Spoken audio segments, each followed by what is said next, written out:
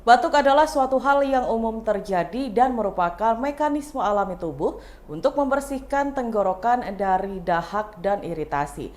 Namun jika batuk berkelanjutan dapat sangat mengganggu dan perlu segera tertangani. Cara mengatasi batuk bisa dengan obat alami atau obat medis, tergantung penyebab dan tingkat keparahan kondisi tersebut. Dilansir dari Halodoc, berikut cara mengobati batuk secara cepat. Yang pertama, madu. Madu telah lama digunakan untuk mengatasi sakit tenggorokan. Bahkan madu lebih efektif untuk meredakan batuk dibandingkan obat bebas resep yang mengandung dextromethorphan. Anda bisa membuat obat batuk sendiri di rumah dengan mencampurkan 2 sendok teh madu dan teh herbal atau air hangat dan lemon. Yang kedua, probiotik. Probiotik adalah mikroorganisme yang dapat memberikan sejumlah manfaat kesehatan. Meskipun tidak meredakan batuk secara langsung, namun probiotik dapat membantu menyeimbangkan flora gastrointestinal atau bakteri alami yang hidup dalam usus manusia. Cara paling alami untuk mendapatkan probiotik adalah melalui makanan fermentasi seperti yogurt, kefir, tempe, dan kimchi.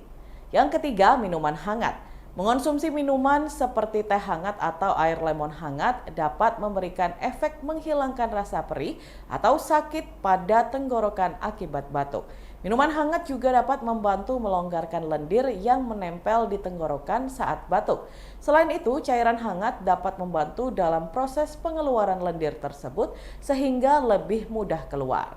Yang keempat, tingkatkan asupan cairan.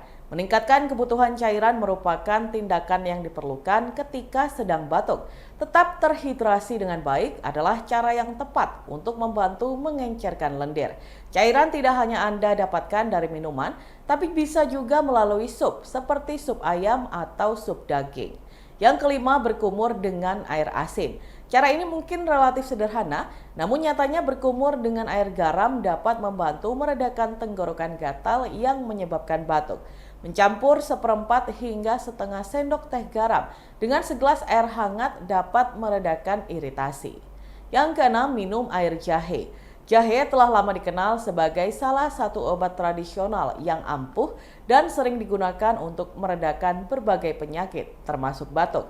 Konsumsi air jahe diyakini dapat membantu mengendurkan otot-otot saluran nafas.